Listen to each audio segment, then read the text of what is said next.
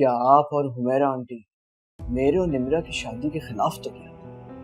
जब मैं बोल रही हूँ कि वो लड़की छूटी है, फिर भी सवाल पे सवाल किए जा रहे हो।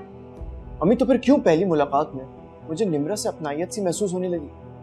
ऐसा लगा कि जैसे हम पहले भी कभी मिल चुके हैं। पहले मैंने इस रिश्ते से इस वजह से इनकार किया था क्योंकि मैं आशिर का इंतज़ार कर रही थी, लेकिन अब मैं किसी का इंतज़ार नहीं कर रही हूँ और आपकी खुशी में ही मेरी खुशी है। आपकी नाराज़गी अपनी जगह बजा है, पर यकीन कीजिए इस रिश्ते को तोड़ने में मेरा नहीं, मेरे मरहूम शौहर का हाथ था। बहुत गुरूर और तकब्बुर था उनमें, गरीबों को हमेशा कमतर समझते थे।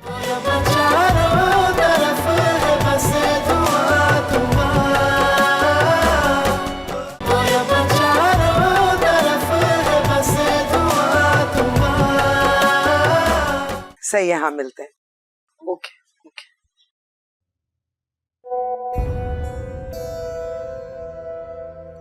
नाज का वॉइस नोट, वो तो हमेशा कॉल करती है।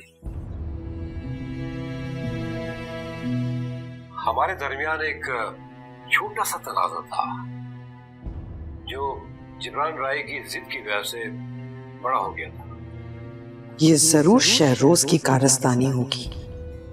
उसने नाज को मेरी हकीकत बताकर बहुत बुरा किया। शहरोज से पहले मुझे नाज का कुछ करना होगा।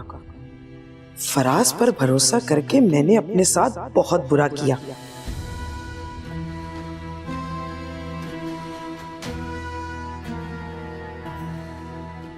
जो राज में नाज से छुपा रही थी वो आज उसे पता चल गया। मेरी झूठी ममता का भांडा फूट गया।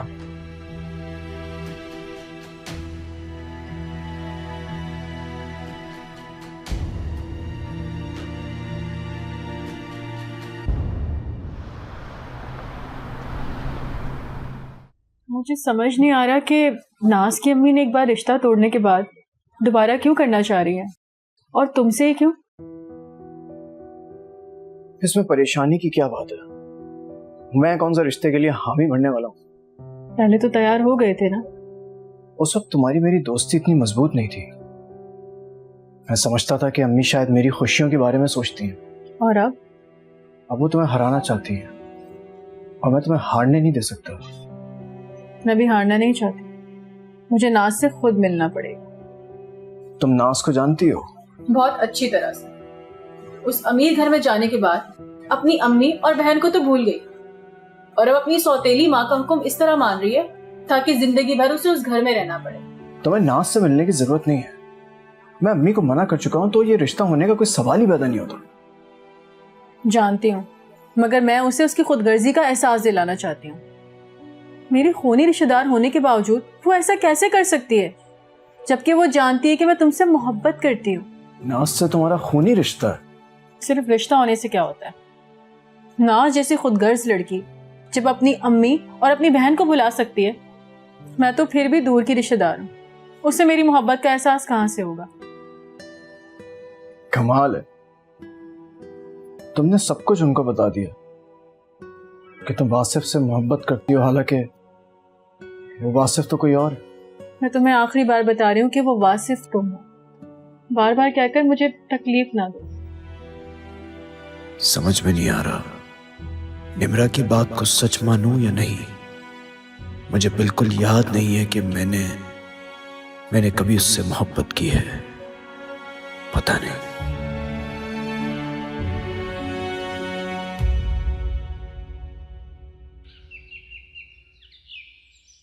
मिस्टर फराज,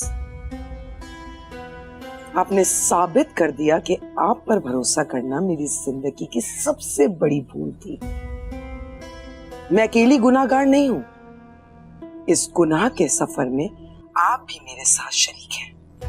आपके हाथ भी जिब्रान राय के खून से रंगे हुए हैं। पहेलियां मत बुझवाएं जोरा जोरी से। कहना क्या चाहती हैं आप? आपकी वॉइस नोट पहुंच गई है मुझ तक। पेट के बड़े हल्के निकले आप। सारा राज उगल दिया। ये सब आपने किसके कहने पर और क्यों किया? मैं तो समझ रहा था कि आप बहुत बड़े ज़र्फ की मालिका हैं, मगर आपकी बेसब्री ने साबित कर दिया कि आप बहुत छोटे ज़र्फ की हैं। मैं अपने ज़र्फ पर कोई लेक्चर सुनना नहीं चाहती, जो पूछा है उसका जवाब सुनना चाहती हूँ। तो सुनो, रेहान आया था मेरे पास, बंदूक के जोर पर सच्चाई उगल पड़ी, वरना इस बयान की अहमियत को मैं अच्छी तरह समझता हूं। अगर कानून के हाथ लग गया ना तो मैं भी नहीं बच सकता। खामोश क्यों हो गई जोरा जबी साहिबा? सवाल का जवाब मिल गया आपको? तो इसका मतलब है रेहान ने ये सब कुछ शहरोज के कहने पर किया होगा। शहरोज ने हम दोनों की जान को खतरे में डाल दिया। इससे पहले कि ये सबूत कानून के हाथ लग जाए, हमें हमेशा के लिए मुल्क छोड़कर चले जाना चाहिए। यानी आप फरार होना चाहते हैं? आप बहुत जल्दी घबरा जाते हैं। शहरोज ने वो सबूत कानून को देने के लिए हासिल नहीं किए, बल्कि वो नाज की नजरों में हीरो बनकर उसे हासिल करना चाहता है। मत भूलिए, ये सबूत नाज के अलावा शहरोज और रेहान के पास भी है। रेहान और शहरोज हमें ब्लैकमेल भी कर सकते हैं और कानून की गिरफ्त तक भी पहुंचा सकते हैं। थोड़ा कॉमन सेंस का इस्तेमाल करें। बाप नाज का कत्ल हुआ है, उन दोनों का नहीं। नाज चाहे तो वो कभी भी हमें कानून के हवाले करवा सकती है। बस आप ये समझ लें कि इस वक्त हम दोनों की जान नाज की मुट्ठी में। यानी बात अब भी घबराने की है। जोरा जबी साहिबा, नाज का कुछ करो, वरना वो हम दोनों को ले डूबेगी। बिल्कुल सही कह रहे हैं आप। मैं तो सोच रही थी कि जिब्रान से पहले नाज का ही काम तमाम कर देना चाहिए था। आज ये टेंशन ना होती।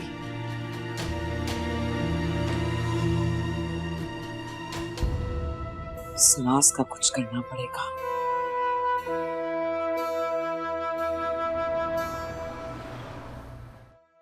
अरे तुम उस औरत को नहीं जानते हो, बड़ी चालाक औरत है और बड़ी चालाकी के साथ अपने बातों में उलझा के रखा हुआ है।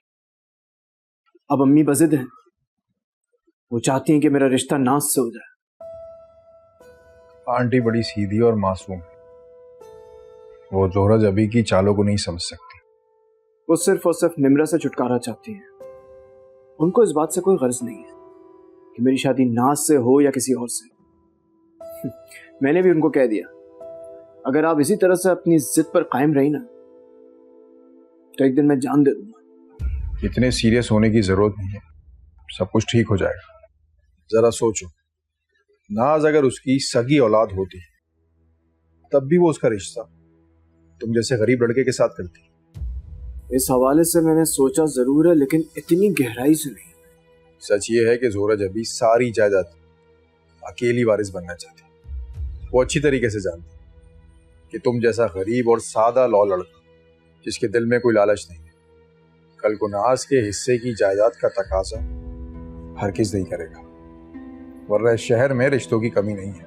मैंने एक दफ़ा नाज का रिश्ता मांगा तो वो समझ रही थी कि मैं दौलत की लालच में उससे शादी करना चाहता हूँ। और एक अहम बात बताऊं, इस औरत ने जायदाद के चक्कर में अपने शौहर का कत्ल करवा दिया है।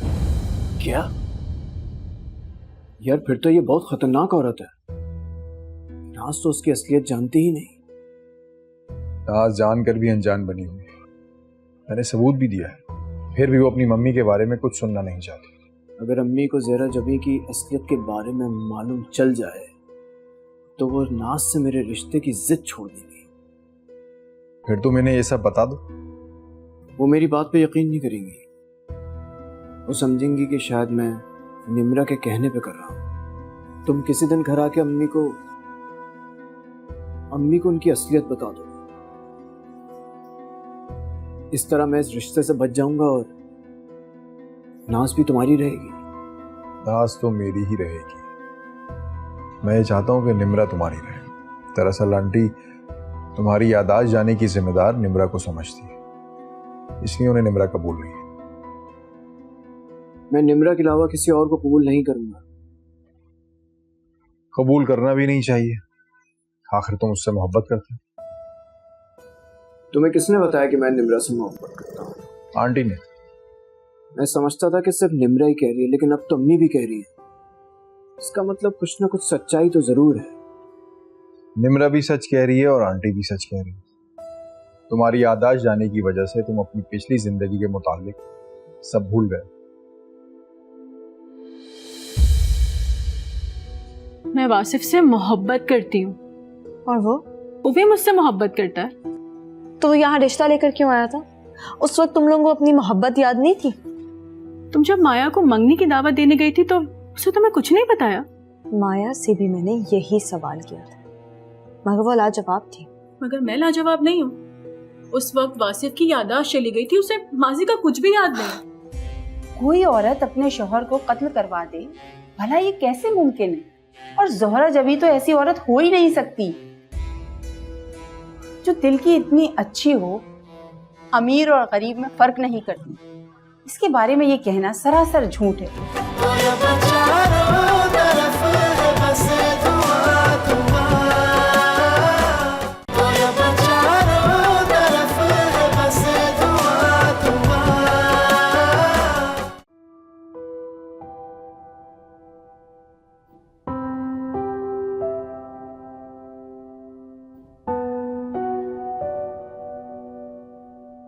अस्सलाम वालेकुम। वालेकुम अस्सलाम। गालिबन तुम निम्रा हो? हाँ, मैं निम्रा हूँ। शुक्र है तुमने पहचाना तो सही, वरना। बैठो। तुमने अपनी बात मुकम्मल नहीं की। वरना क्या? वरना लोग इतने बड़े घर में आ जाने के बाद तो करीब के रिश्तों को भी भूल जाते हैं। मैं तो फिर भी दूर की रिश्तेदार हूँ। नहीं, ऐसी कोई बात नहीं है, बस काफी अरसे बाद मिले ना। अच्छा तुम ये बताओ, चाय लोगी या कॉफी? वैसे मैं यहाँ चाय या कॉफी पीने की नीयत से नहीं आई, एक जरूरी बात करने आई हूँ। अब तुम चाय पिलाओ या कॉफी, तुम्हारी मर्जी। मेरे ख्याल में पहले बात कर लेनी चाहिए। करो, क्या बात है? तुम्हें वासिफ में ऐसा क्या नजर आया? एक दफा रिश्ता तय होने के बाद तोड़ दिया था ना, अब फिर जोड़ना चाहती हो? इस शहर में क्या रिश्तों की किल्लत पड़ गई है? हर दफा वासिफ है क्यों? तो तुम यहाँ वासिफ की पुरजोर वकालत करने आई हो? मैं वासिफ से मोहब्बत करती हूँ और वो भी मुझसे मोहब्बत करता है। तो वो यहाँ रिश्ता लेकर क्यों आया था? उस वक्त तुम लोगों को अपनी मोहब्बत याद नहीं थी? तुम जब माया को मंगनी की दावत देने गई थी तो उसे तुम्हें कुछ नहीं बताया? माया से भी मैंने यही सवाल किया था, मगर वो लाजवाब थी। मगर मैं लाजवाब नहीं हूँ। उस वक्त वासिफ की याददाश्त चली गई थी, उसे माजी का कुछ भी याद नहीं। तो अब उसकी याददाश्त आ गई है? नहीं, उसकी याददाश्त नहीं आई, मगर तुम उसे इस हालत में भी कबूल नहीं हो। अच्छा, तो तुम वासिफ की तर्जुमान बनकर आई हो? नहीं, मैं वासिफ की दोस्त बनकर आई हूँ। हम दोनों एक दूसरे की अमानत है और तुम खयानत करने की कोशिश मत करना। देखो निम्रा, मेरी बात सुनो। मुझे तुम्हारे वासिफ में ना कोई दिलचस्पी नहीं है, ना पहले थी और ना ही आगे होगी। मैं बस अपनी मामी की कोई बात रद्द नहीं कर सकती। वो जिससे मेरा रिश्ता करेंगी मेरे लिए वो काबिले कबूल होगा। तो सिर्फ वासिफ ही क्यों? ये तुम मेरी मम्मी से पूछो। तुम अपनी मम्मी की चहेती बेटी हो, फिर तुम्हें उन्होंने बताया क्यों नहीं? या तुमने पूछने की जहमत गवारा नहीं की? जब मुझे उनकी पसंद से इनकार नहीं है तो मैं क्यों पूछूं? वैसे मानना पड़ेगा तुम दोनों के रिश्ते को। तुम्हारी मम्मी एक मिडिल क्लास लड़के को अपना दामाद क्यों बनाना चाहती है? कभी गौर किया है तुमने इस बात पर? मुझे गौर करने की कोई जरूरत नहीं है। मुझे लगता है कि तुम मुझे मेरी मम्मी के खिलाफ वरगलाना चाहते हो। देखो निम्रा, मेरी बात सुनो। मैं सब कुछ सुन सकती हूँ, लेकिन अपनी मम्मी के खिलाफ एक लफ्ज सुनना गवारा नहीं करती। ना मुझे तुम्हारी मम्मी के खिलाफ बोलने का शौक है और ना इस बात की परवाह कि तुम्हें क्या गवारा है और क्या नहीं। मैं सिर्फ ये समझाने आई हूँ कि तुम और तुम्हारी मम्मी वासिफ के बारे में सोचना छोड़ो। कोशिश करो मुझे दोबारा यहाँ आने की जरूरत ना पड़े।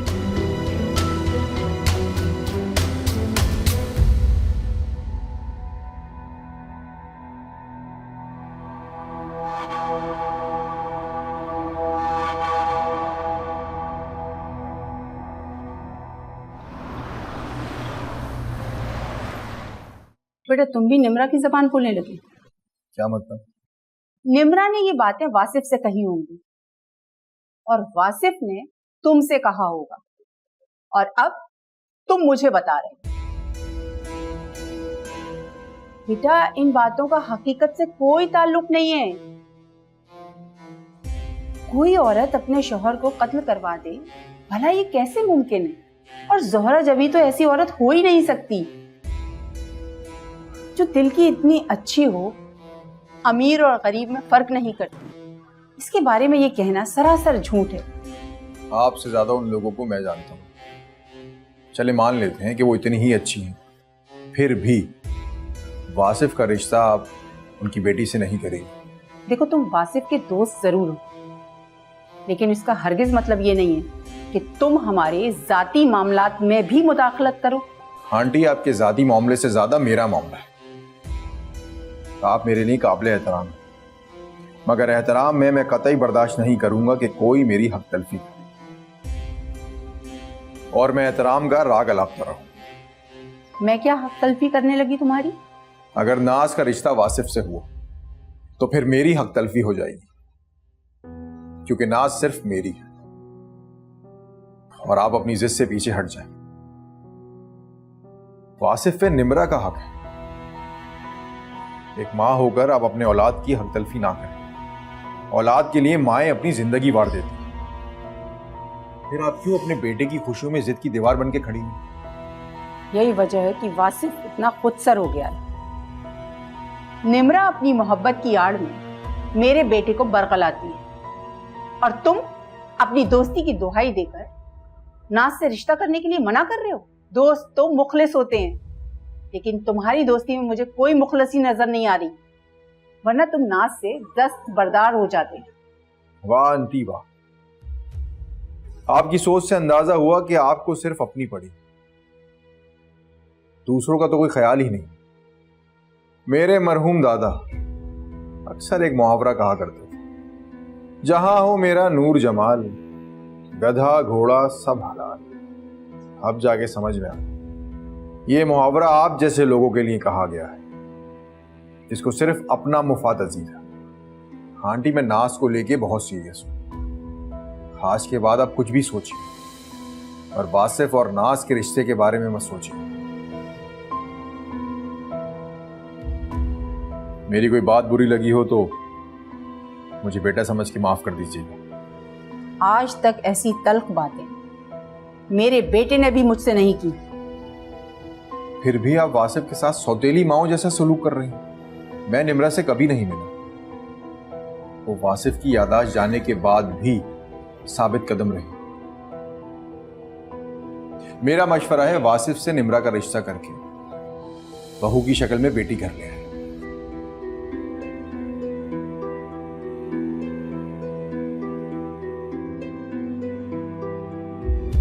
वैसे एक बात बताएं, ये नाज आप पे इतना अंधा एतमाद करती क्यों? लगता है उसका मुझ पर अंधा एतमाद तुम्हें कांटे की तरह चुभ रहा होगा। जो बयान रिकॉर्ड करवाया है वो मेरा जुर्म साबित करने के लिए काफी है। फिर भी नाज इस बयान को झूठ और साजिश के सिवा कुछ नहीं समझती। ज़ोहरा जबी साहिबा, मेरे पास आपके खिलाफ और भी सबूत मौजूद है, और वो मैं नाज को नहीं आपको दिखाऊंगा। फिर आप नाज को क्या, किसी को भी ये नहीं कह सकेंगी कि ये झूठ है या साजिश है।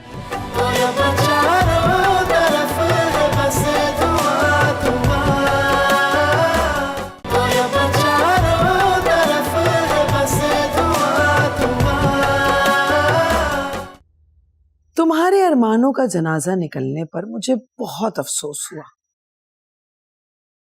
मैं तुम्हारे दुख में बराबर की शरीक हूं। खुलकर बताएं, किसके अरमान, किसका जनाजा और किसका दुख?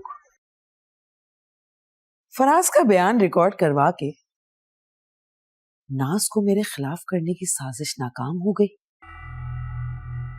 नाज को पाने का ख्वाब चकनाचूर हो गया। पहली बात यह कि मैं अरमान नाम की शय पालता ही नहीं, तो जनाजा निकलने का तो सवाल ही पैदा नहीं होता। दूसरी बात ये कि मेरे दुख में शरीक होने से बेहतर ये है कि आप कुछ ऐसे लोग तलाश करें जो कल आपके दुख में आपके साथ शरीक हों। नाज की मां है, मां ही बन के रहे। आज मैं आपको सिर्फ वार्न करने आया हूं कि आइंदा वासिफ की मां से ना मिले और ना ही उन्हें फोन करें। सिर्फ नाज की मां बने और रिश्ते तलाश करने वाली खाला ना बने। यूं समझ लें कि मेरा और नाज का रिश्ता हो चुका है। आज से नाज इस घर में मेरी अमानत है आपके पास, और अगर मेरी अमानत में खयानत करने की कोशिश की तो अंजाम बहुत ही भयानक होगा। तुम इस झूठे बयान के बलबूते पर मुझे धमकी दे रहे हो? मैं जो कह रहा हूं इसे धमकी समझकर खुशफहमी में मत रहिए, क्योंकि धमकी सिर्फ दी जाती है, उस पर अमल नहीं किया जाता। पर जो मैं कहता हूं वो करता भी। मैं तुम्हारे खिलाफ पुलिस कंप्लेन भी कर सकती हूँ। ऐसी बुज़दिलाना और कमजोर धमकी मुझे आपकी बेटी नाज भी दे रही थी। पता है मैंने उसे क्या जवाब दिया? क्या जवाब दिया? वो आप नाज से पूछ लीजिएगा। वैसे एक बात बताएं, ये नाज आप पे इतना अंधा एतमाद करती क्यों? लगता है उसका मुझ पर अंधा एतमाद तुम्हें कांटे की तरह चुभ रहा होगा। जो बयान रिकॉर्ड करवाया है वो मेरा जुर्म साबित करने के लिए काफी है। फिर भी नाज इस बयान को झूठ और साजिश के सिवा कुछ नहीं समझती। नाज का एतमाद हमेशा मुझ पर रहेगा। एक बात याद रखिएगा, जो अंधा एतमाद करते हैं ना, वो भरोसा करना छोड़ भी देते हैं। ज़ोहरा जबी साहिबा, मेरे पास आपके खिलाफ और भी सबूत मौजूद है, और वो मैं नाज को नहीं आपको दिखाऊंगा। फिर आप नाज को क्या, किसी को भी ये नहीं कह सकेंगी कि ये झूठ है या साजिश है। ऐसा क्या सबूत है तुम्हारे पास?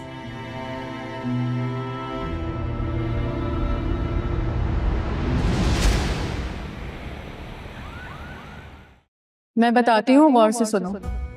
हम दोनों एक दूसरे से बहुत मोहब्बत करते थे और शादी करना चाहते थे, मगर हमारी माएँ अपनी अपनी जिद की वजह से हमारी शादी के खिलाफ।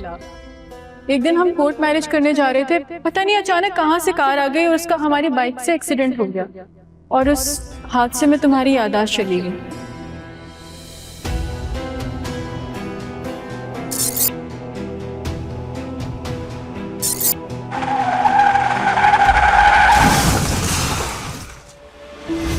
मैं और निम्रा एक साथ बाइक पर जा रहे थे।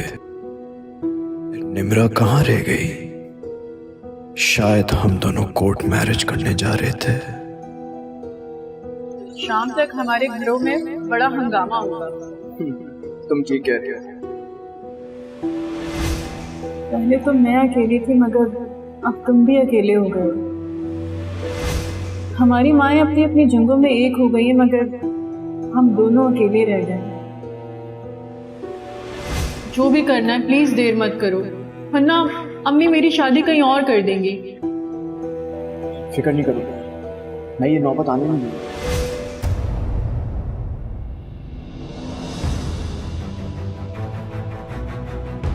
निम्रा, निम्रा,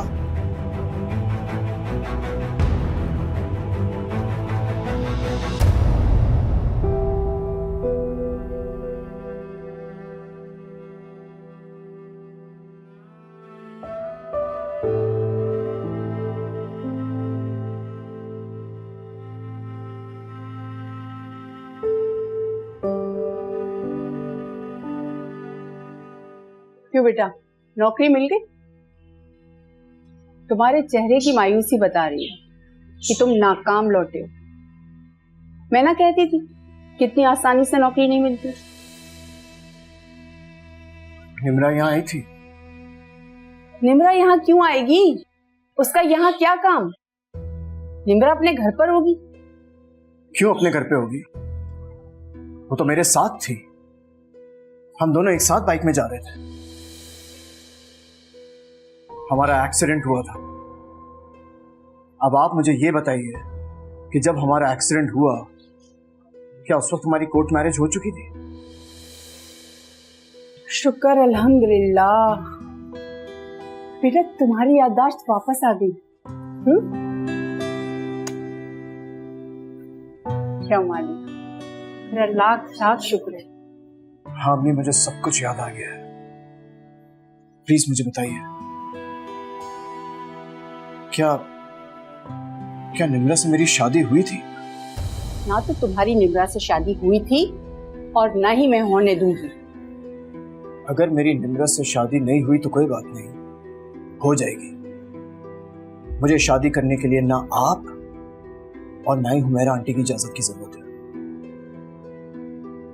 मैं इस वक्त सिर्फ और सिर्फ निम्रा से मिलना चाहता हूँ।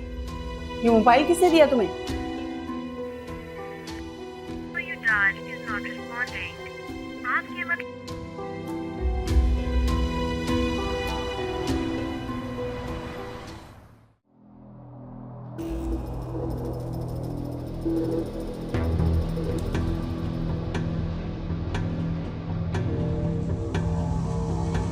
क्या कर रहा है? किसको फोन कर रहा है? हाँ, किसको फोन कर रहा है?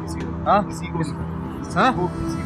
मेरे बारे में किसको बताया ना? किसी को नहीं पता। तो मैं किसी को नहीं बताऊँ। मारा जाएगा, समझ आई? किसी को? हाँ हाँ, निकल, चल निकल, निकल निकल, चल निकल।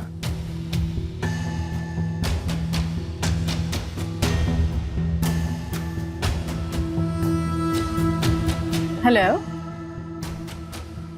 कल मैंने इदरीस साहब को आज की छुट्टी का बता दिया था।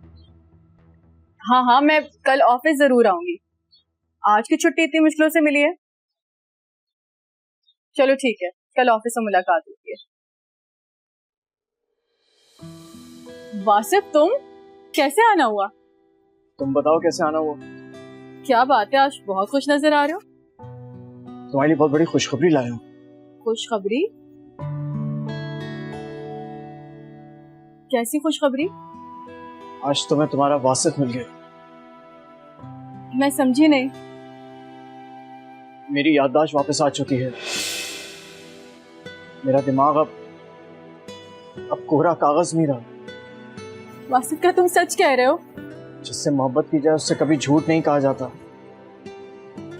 मेरा एक एक लफ्ज मेरी मोहब्बत की तरह सच्चा है। या अल्लाह, तेरा लाख लाख शुक्र है। वासिफ, तुम्हें अंदाजा नहीं है कि मैं कितना खुश हूँ। आज के दिन का मैं बहुत बेसब्री से इंतजार कर रही थी। मेरा वासिफ मुझे मिल गया है। मैं अब तुम्हें कहीं जाने नहीं दूंगी। अब कोई हादसा हम दोनों को दूर नहीं कर सकता। तुम्हारी और मेरी अम्मी की जिद हमें कभी एक नहीं होने देंगे। इससे पहले कि उनकी जिद हमारे आगे एक दीवार बन के खड़ी हो जाए, हमें उनकी दुनिया छोड़कर अपनी एक नई दुनिया बसानी चाहिए। अब ऐसा नहीं होगा। तुम दोनों इसी दुनिया में रहकर अपना जहां बनाओगे।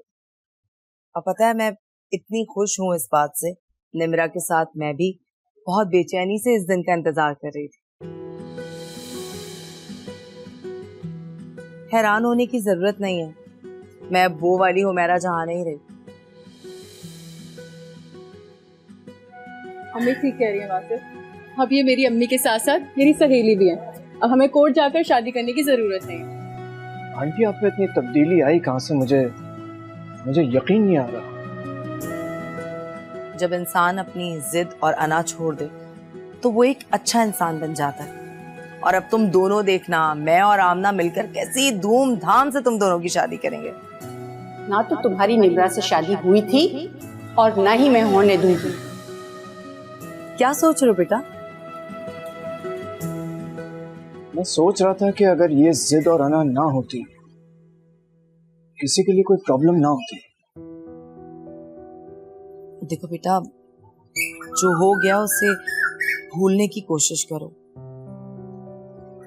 मेरे होते हुए अब तुम दोनों के दरमियान कोई दीवार हायल नहीं हो सकती। आज से तुम लोग अपनी नई जिंदगी का आगाज कर रहे हो। आज से सब अच्छा होगा इंशाल्लाह। तो फिर ठीक है, इस अच्छे काम की शुरुआत तो मिठाई से होनी चाहिए। तुम दोनों बैठकर बातें करो, मैं मिठाई के साथ चाय बनाकर लेकर आती हूँ। बैठ। तुम्हें भी यकीन नहीं आया ना अम्मी की तब्दीली का?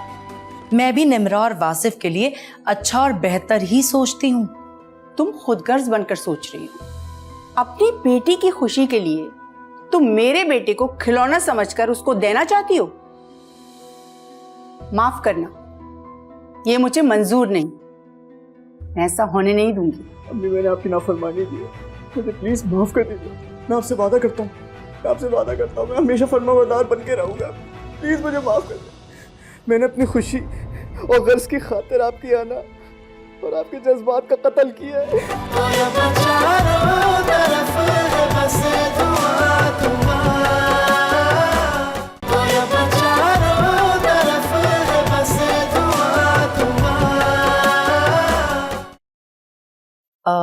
मैं ये मिठाई लेकर आई थी। ये मिठाई किस खुशी में?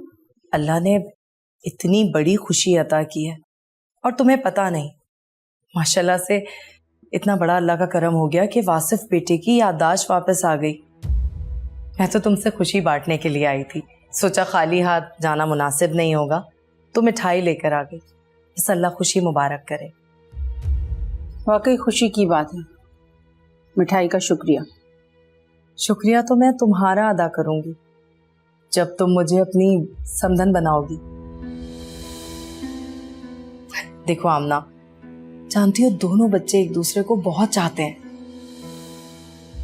रिवायत के मुताबिक हमेशा लड़के वाले आते हैं रिश्ते की बात करने, लेकिन यकीन जानो मैं वासिफ को अपना बेटा समझती हूँ और हमें अब अपने बच्चों की खुशी के बारे में सोचना चाहिए। मुझे मालूम था ये अपनी गरज से आई है। अच्छा, तो तुम्हें इसलिए वासिफ की याददाश्त आने की खुशी हो रही है।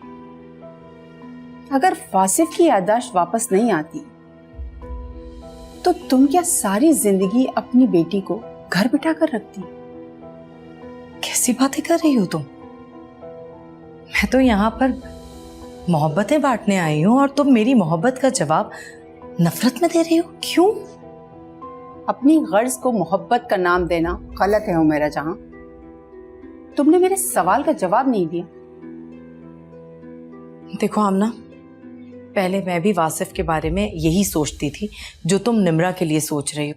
मैंने निम्रा का एक दो जगह रिश्ता करने की कोशिश की, लेकिन शायद किस्मत को मंजूर नहीं था। अब जाके मुझे एहसास हुआ है कि असल खुशी हमारी नहीं, बच्चों की होती है। देखो, मुझे तो इस बात का एहसास हो गया, लेकिन अब तुम्हें कब होगा? मुझसे ऐसी कोई उम्मीद मत रखना। आमना, तुम बुरी नहीं हो, लेकिन बुरा क्यों करना चाहती हो? क्या बुरा करना चाहती हूँ? वासिफ की माँ मैं हूं। वासिफ के लिए जो भी फैसला करूंगी वो उसके लिए बुरा नहीं होगा, बल्कि उसके हक में बेहतर होगा। मैं भी निम्रा और वासिफ के लिए अच्छा और बेहतर ही सोचती हूँ। तुम खुदगर्ज बनकर सोच रही हो। अपनी बेटी की खुशी के लिए तुम मेरे बेटे को खिलौना समझकर उसको देना चाहती हो। माफ करना, ये मुझे मंजूर नहीं। मैं ऐसा होने नहीं दूंगी। आमना जमाल अहमद, अब हमारी उम्रें खुशफहमियां पालने की नहीं रही। तुम्हारे मंजूर करने या ना करने की कोई अहमियत नहीं रही। देखो, कल मैं भी उनके कोर्ट मैरिज के खिलाफ थी, लेकिन आज मैं उनको खुद कोर्ट लेकर जाऊंगी। तब तुम्हारी सारी मंजूरी और नामंजूरी धरी की धरी रह जाएगी। तुम मुझे धमकी दे रही हो? धमकी नहीं दे रही हूं, मैं तुम्हें वासिफ और निम्रा की शादी का एक आसान रास्ता बता रही हूं। सोचना। चलती हूं।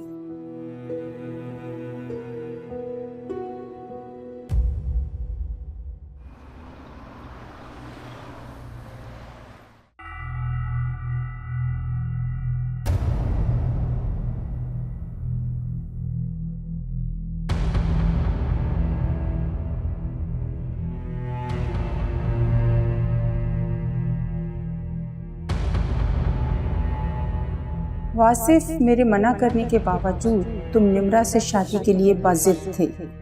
जब औलाद नाफरमान हो जाए तो मुझ जैसी अम्मी तन्हा और बेबस हो जाती हैं। ऐसे में इसके पास मौत के सिवा कोई दूसरा रास्ता नहीं होता। मैं तुम्हें हमेशा के लिए छोड़कर जा रही हूँ। अब तुम्हें रोकने टोकने वाला कोई नहीं होगा। मैं भी बेटे की नाफरमानी के गम से निजात पा जाऊंगी। फकत तुम्हारी बदनसीब अम्मी। अम्मी प्लीज मुझे माफ कर दीजिए। अम्मी, मैंने आपके साथ नाफरमानी की, प्लीज मुझे माफ कर दीजिए। अम्मी मुझे माफ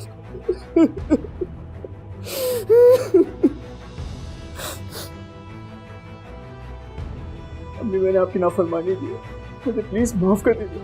मैं आपसे वादा करता हूँ, मैं हमेशा फरमाबरदार बन के रहूंगा। प्लीज मुझे माफ कर दीजिए। मैंने अपनी खुशी और गर्ज की खातिर आपकी आना और आपके जज्बात का कत्ल किया है। मुझे माफ कर दीजिए, प्लीज मुझे माफ।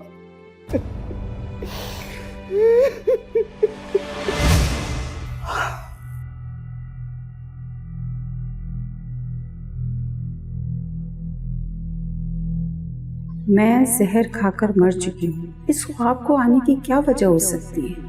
आज से पहले मुझे कभी इस तरह का ख्वाब नहीं आया। ऐसा ख्वाब तो वो देखता है जो जिंदगी से बेजार हो। मैं तो अपनी जिंदगी से बेजार नहीं। लगता है कोई इशारा है। आमना जमाल अहमद, अब हमारी उम्रें खुशफहमियां पालने की नहीं रही। तुम्हारे मंजूर करने या ना करने की कोई अहमियत नहीं रही। देखो, कल मैं भी उनके कोर्ट मैरिज के खिलाफ थी, लेकिन आज मैं उनको खुद कोर्ट लेकर जाऊंगी। तब तुम्हारी सारी मंजूरी और नामंजूरी धरी की धरी रह जाएगी। मैं इस ख्वाब का इशारा समझ गई। मेरी तो मुश्किल ही आसान हो गई।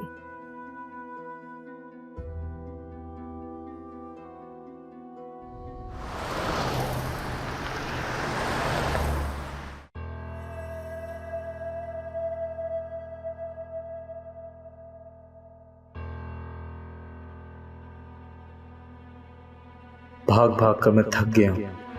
पता नहीं और कितना भागना पड़ेगा। लगता है अब ये लोग मुझे नहीं छोड़ेंगे। नीरू अपनी जान देकर मुझे नहीं बचा पाया।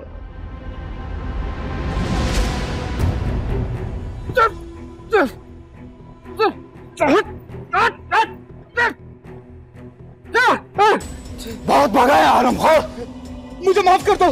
खुदा के लिए मेरी जान बख्श दो। अगर तुझे माफ कर दिया तो जानी भाई हमें साफ कर देगा। हमें खत्म करने से पहले तुम्हें खत्म करना पड़ेगा। नहीं नहीं,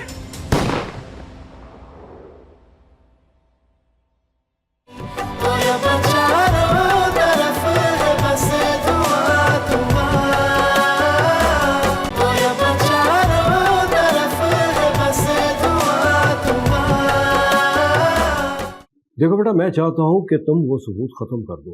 बदले में जो चाहोगे मैं तुम्हें देने के लिए तैयार हूं। ज़ोहरा जबी के कहने पर बहुत बड़ा गुनाह कर दिया मैंने, लेकिन मैं अपनी जान गंवाना नहीं चाहता। वो जॉब के सिलसिले में दुबई चली गई।